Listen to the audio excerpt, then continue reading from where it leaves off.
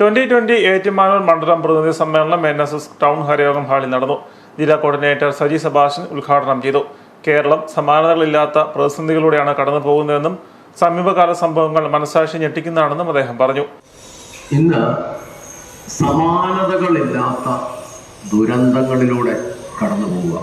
നമ്മൾ ഒരിക്കലും കേട്ടിട്ടില്ലാത്ത രീതിയിലുള്ള കിരാതമായ പല കാര്യങ്ങളും നമ്മൾ ഈ ദിവസങ്ങളിൽ കേൾക്കുക.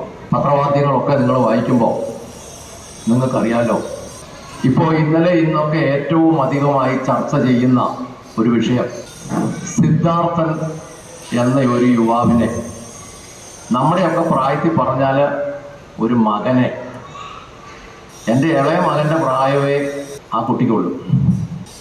ഇന്നലെ വൈകുന്നേരമൊക്കെ കേൾക്കുന്നു 3 ദിവസം അവനെ പട്ടിണി കിട്ടും.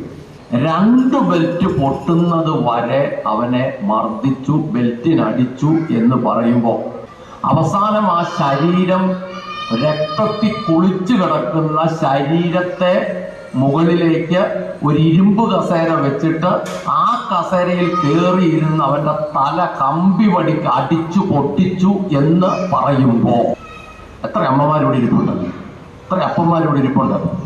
നമ്മുടെ മക്കളാണ് നമ്മളിത് സമ്മതിക്കും. ഏറ്റുമാനൂർ മണ്ഡലം പ്രസിഡന്റ് ബോബൻ ജോർജ് തോട്ടത്തിൽ അധ്യക്ഷനായിരുന്നു.